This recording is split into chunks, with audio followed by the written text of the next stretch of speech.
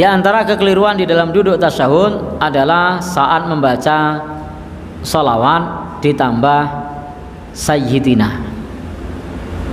Jadi ditambah sayyidina.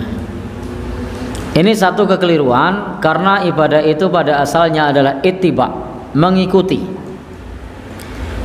semua yang datang dari Nabi Shallallahu Alaihi Wasallam, dan ini merupakan kesempurnaan ibadah. Jadi ibadah kita itu mengikuti petunjuk Nabi, dan ini merupakan kesempurnaan ibadah kita adalah ittiba.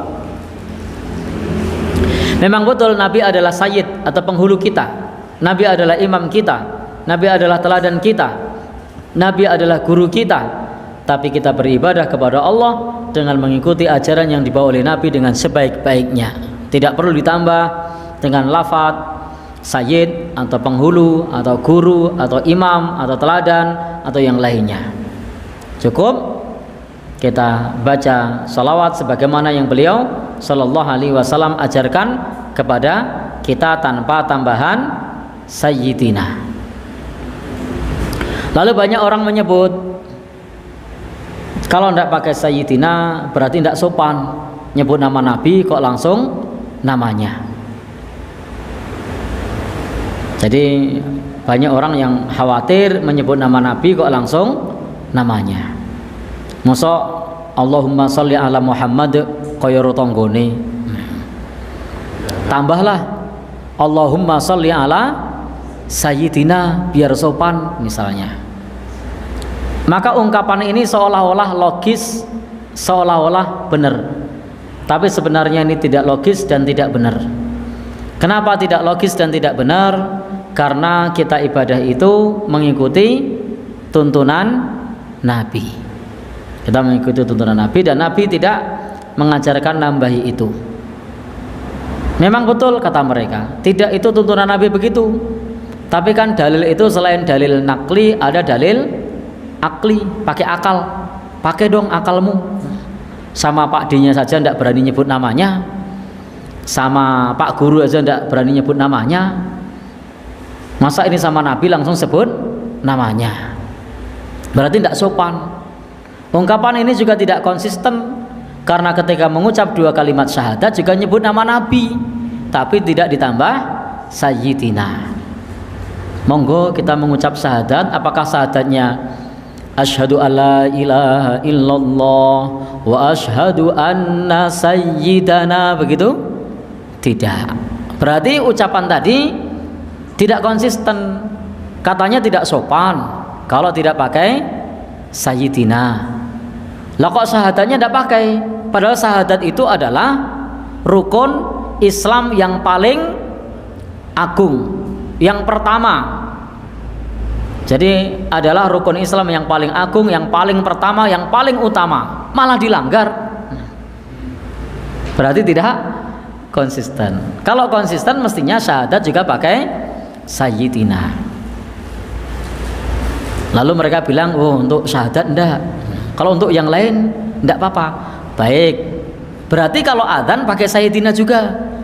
Nah, pas adzan juga ternyata mereka yang mengatakan tidak sopan juga tidak pakai sayyidina. Lebih tidak sopan lagi mestinya pakai pengeras suara, langsung sebut namanya.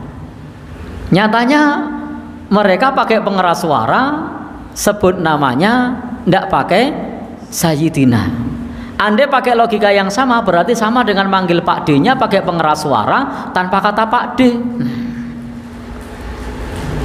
Ya ini logika. Artinya ibadah itu dengan dalil. Contohnya seperti apa kita ikuti. Karena kalau kita main logika ya mudah dibantah pakai logika. Nyatanya pas adzan tidak pakai sayyidina, nyebut Nabi juga loh itu, nyebut nama beliau. Pas syahadat nyebut nama beliau, tapi kenapa tidak pakai sayyidina? Dan dalam salawat Allahumma sholli ala Muhammad, dalam hadis Nabi juga tidak pakai sayyidina. Jadi memang tidak perlu pakai sayyidina. Loh kok dalam tuntunan sholat pakai sayyidina? Yang dalam tuntunan sholat pakai sayyidina itu bukan dari hadis Nabi, itu tambahan dari penulis bukunya. Ini tambahan dari penulis bukunya. Maka tidak pernah disinyalir dalam Al-Quran atau Sunnah bahwa Nabi Shallallahu Alaihi Wasallam dan para sahabatnya sesudahnya mengucapkan kata Sayyidina dalam tasyahud. Maka sebagai konsekuensi ini hendaknya kita juga tidak patut untuk melampaui apa yang disyariatkan Nabi kita Shallallahu Alaihi Wasallam. Maka ucapan tasyid atau mengucapkan sayyid itu tidak memiliki landasan sama sekali dan tidak diriwayatkan dari Nabi Shallallahu Alaihi Wasallam, tidak pula dari sahabat, tidak pula dari tabi'in. Tidak diriwayatkan yang menjelaskan bahwasanya membaca sholawat dengan Sayyidina. Yang ada adalah ungkapan Nabi bahwasanya aku adalah Sayyid. Nah, jadi beliau mengatakan aku adalah Sayyid, tapi tidak menyebutkan dengan lafaz panggillah aku Sayyid. Jadi Nabi tidak meminta kita untuk memanggil Sayyid, tidak ada. Dan juga mengajarkan lafaz tidak pakai Sayyid. Demikian pula para sahabat memahaminya juga tidak pakai Sayyid. Padahal di dalam masalah ibadah, pemahaman terbaik itu adalah memahami dengan pemahaman para sahabat Rasulullah Sallallahu Alaihi Wasallam. Lu kok bisa? Ya, karena rekomendasi Al-Quran begitu. Al-Quran merekomendasikan as-sabiqunal awwalun minal muhajirin wal ansar walladzina tabauhum radhiyallahu anhum wa radu an. Yang Allah ridhoi dan mereka ridho itu adalah as-sabiqunal awwalun. Kemudian siapa? Minal muhajirin. Kemudian siapa? Wal ansor. Kemudian siapa? Walladzina tabauhum bi ihsan. Maka generasi yang Allah ridhoi itu adalah as-sabiqunal awwalun. Siapa lagi? Muhajirin. Siapa lagi? Ansor. Siapa lagi? Yang mengikuti mereka. Berarti kalau demikian, kalau kita ingin mendapatkan ridho Allah dan Allah ridho kita, kita menjadi bagian as-sabiqunal awalun. Oh, tidak mungkin. Menjadi bagian muhajirin, tidak mungkin. Menjadi bagian ansor, tidak mungkin. Kita bisa menjadi walladzina tabauhum bi ihsan, mengikuti mereka dengan cara yang baik. Jadi kita tidak bisa menjadi bagian as-sabiqunal awalun, sudah lewat.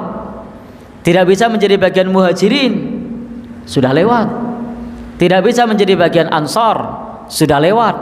Tapi kita bisa menjadi bagian walladzina tabauhum bi ihsan, menjadi bagian orang yang mengikuti para as-sabiqunal awalun, yang mengikuti para muhajirin, yang mengikuti orang-orang ansor dengan cara yang baik. Maka radhiyallahu anhum wa radu an. Allah ridha kepada mereka dan mereka ridha kepada Allah Subhanahu wa taala. Jadi dalam masalah ibadah jelas itu. Siapa yang diridhoi oleh Allah? As-sabiqunal awalun, muhajirin, ansor. As-sabiqunal awalun tidak memahami begitu, muhajirin tidak memahami begitu, ansor tidak memahami begitu. Demikian pula yang mengikuti mereka, siapa? Para tabi'in tidak seperti itu. Sehingga kita tidak perlu menambahkan lafaz sayyidina di dalam sholat.